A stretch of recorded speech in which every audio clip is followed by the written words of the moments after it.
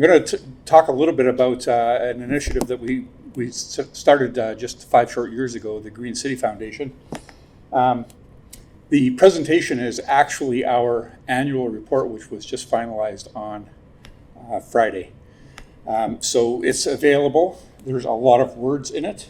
Don't pay any attention to the words. Let's look at the photos. The Green Cities Foundation is a community connecting plants and people for a greener, healthier urban climate. Together we can green my city one green space at a time. So the objective of the Green City Foundation was, from an industry point of view, to sell more plants. But of course, you can't go and ask for charitable dollars to benefit as an association to sell more plants. So we couldn't do it under the umbrella of the CNLA. So we established a foundation that now allows us to be able to give charitable receipts, to leverage other government funding, and do it in a very transparent way. At the very end, we'll go over the actual financial statement to show you what we've done in 5 years. So it's working. The primary objective is to repair, remediate, add green space to impoverished areas. So as we run through the projects, you'll see that what we're doing is emphasizing the connection of the new green space that we're creating with the people of the community. Alan wanted to really come and do this presentation, but we only had 20 minutes, and Alan can't do anything in 20 minutes. So the board is a combination of CNLA board members and outside industry, things like Susan's Communities in Bloom. Dan Carruthers is actually a Canadian that also serves on the Project Evergreen board in the US. Scott Edwards is one of the founders of Ducks Unlimited, which is one of the organizations we actually modeled ourselves under. Ducks Unlimited is probably the single largest organization in the world for protection of wetlands, but it was actually created by people that want to shoot ducks. So it was duck hunters that actually created it, but in the meantime, it's become a really amazing resource. So these are the projects that we've done in the last couple of years. We were actually hung up for a couple of years because of COVID. Our really big project we couldn't accomplish on the timelines that we wanted to because we couldn't because of COVID. But all of those have been accomplished, and while I've been here, we just approved 2 more projects. So Bridge Street is a new project that we don't have the details of yet because it's just started. But interestingly, you can see what it looks like before in the bottom picture. The building in the background of the top picture is a hospital. So this is taking some barren, ugly landscape in one of the main streets leading to the hospital, and we're going to convert it into a green space with benches and everything so people can enjoy it. So we'll have results on that next time. St. Matthew's House is our big one. Again, a lot of words up there, but St. Matthew's House was a church and community center and daycare center that was red flagged in the city of Hamilton, Ontario, as being in the worst neighborhood in Hamilton. It had more pavement, more exposed pavement, and no green spaces than any other spot in the city of Hamilton. So the really unique thing about the Green Cities Foundation and the way we work is in order for us to fund it, there must be community involvement.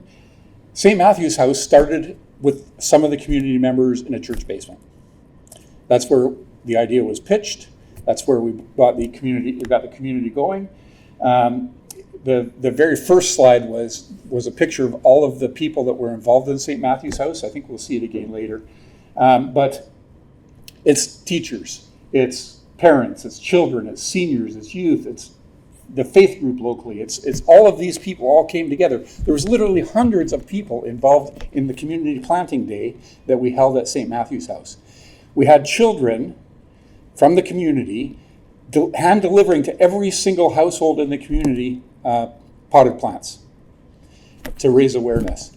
The project is just finished. We're basically a year and a half behind, and already a space that was derelict and empty is now crowded and highly used.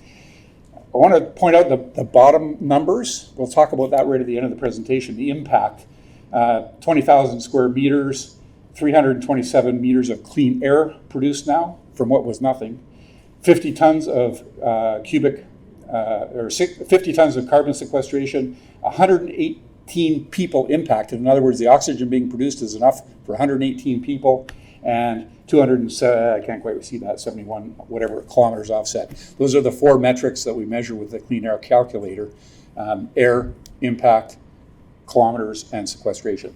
We also did a project involving the Boys and Girls Clubs in the Toronto area, the Scarborough area. And you can see all of the children and everything. They were so happy to be out planting. This is a garden that will stay there for them to continue to nurture.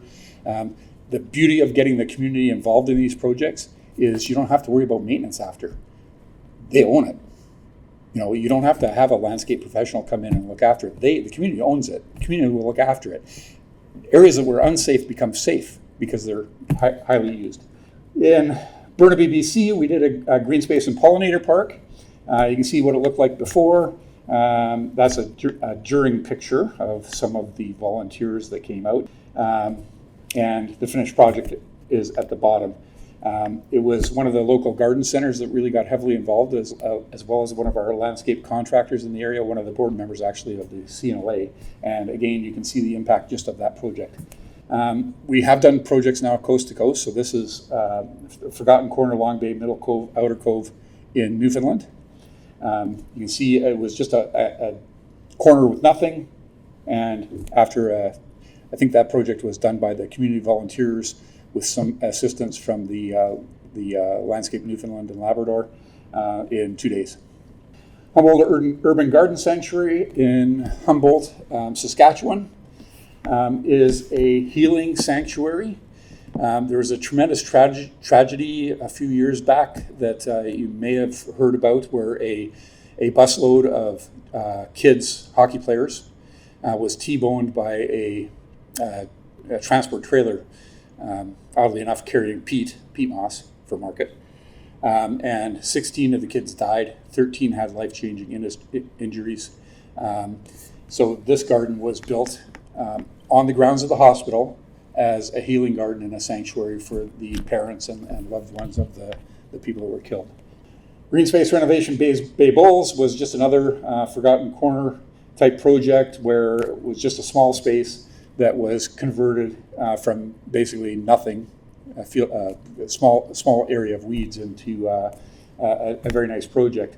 You can see it becomes really obvious the benefits of actually green and plants. This one has that pathway through it and a bunch of bark area, and you can see that the impact is much smaller. So that's the total of our projects that we've used the clean air calculator to measure. And this one I want to play a video here.